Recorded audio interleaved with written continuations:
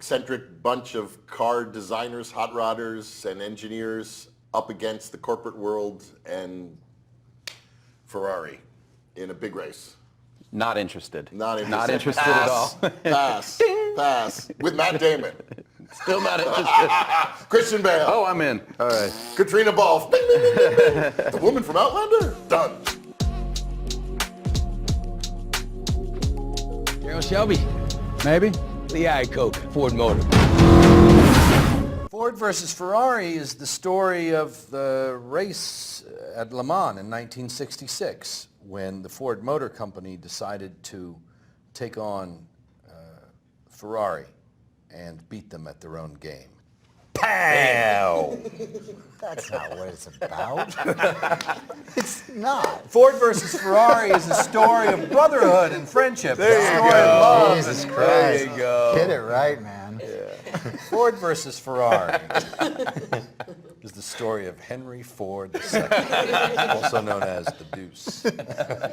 You need a pure racer behind the wheel of your car. That's Ken Miles. I don't trust him an inch. We heard he's difficult. No, Ken's a puppy dog.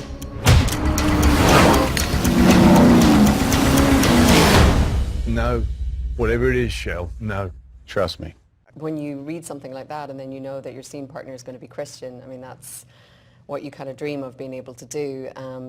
It was just, yeah, it was so much fun, but it was also, we were on a rig, so there was a lot of things going on, it was a lot of movement, but it's so central to their relationship. Do you think you can beat Ferrari? I can try. We're lighter, we're faster. That don't work, we're nastier. We're gonna make history. I think so much movies, particularly the movies that people go see these days in movie theaters, are escapist fare. You know, it's really mainly made by computers and CGI in so many ways. And what Tracy's saying, like for that first scene where they collected these actual cars, or when you walk into the scene in the Ferrari factory, which, you know, they at one point, I think we had $200 million of actual Ferraris in that scene.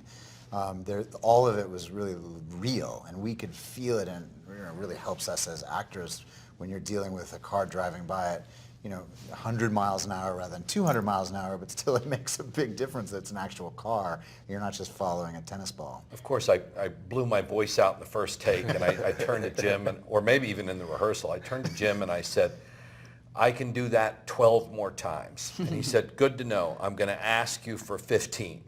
And I think we did it 18. I think I wound up doing it 18 times. Yeah. But it's a great scene. It's a lot of fun. It's Lee in this very precise point of time. And, you can't look at him, I think, as sort of this titan of industry or this huge sort of internationally renowned businessman.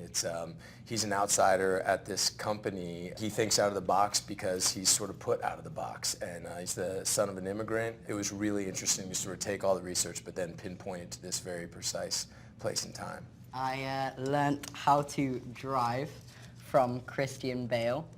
We were doing a scene in the good old country squire, and it was a scene where we had to drive up and get out, and then one take he was like, no, get in the front and you can drive, and he showed me how to put it into drive. It was an automatic, and then how to reverse and reset it. So yes, that's a pretty cool thing to learn, especially on this movie for all things. But yeah, it's probably... Especially from Christian Bale. Is he a good teacher? Yeah, he's, you could do better, but,